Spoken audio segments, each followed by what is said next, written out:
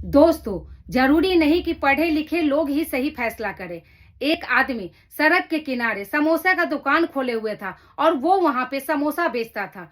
अनपढ़ होने के वजह से वो कभी न्यूज़पेपर नहीं पढ़ता था। कान से कम सुनने के वजह से वो कभी रेडियो नहीं सुनता था और आंख कमजोर होने के वजह से वो कभी टीवी भी नहीं देखता था।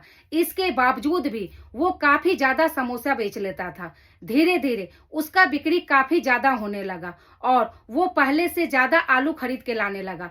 पहले से जो उसके पास चूल्हा था उससे बड़ा चूल्हा खरीद के ले आया और उसका बिक्री काफी ज्यादा बढ़ गया। वो पहले से अपने बिजनेस को ज्यादा बड़ा कर लिया और काफी ज्यादा प्रॉफिट में भी उसका बिजनेस चलने लगा। वो बहुत खुश था।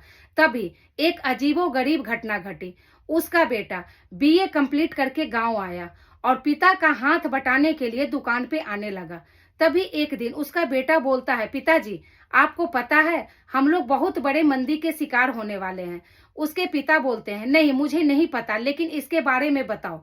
तब उसका बेटा बोलता है, पिताजी अंतर्राष्ट्रीय परिस्थितियां बहुत गंभीर है और घरेलू हालात तो और भी ज्यादा खराब होने वाले हैं, इसलिए हम लोग को पहले से ही तैयार रहना पड़ेगा।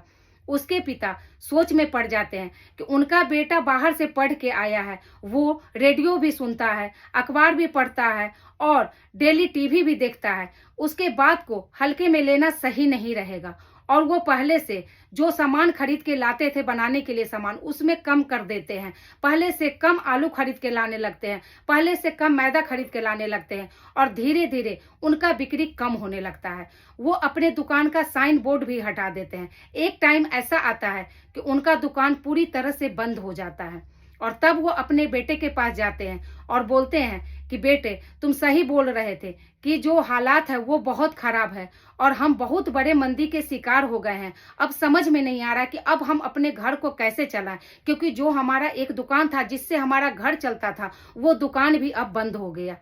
दोस्तों, क्या समझे इस कहानी से? अपने सलाहकार बहुत सावधानी से चुनिए और हमेशा अपने फैसले पे अमल करिए। कभी किसी के बात में चलिएगा तो इसी तरह से पूरी तरह से डूब जाइएगा।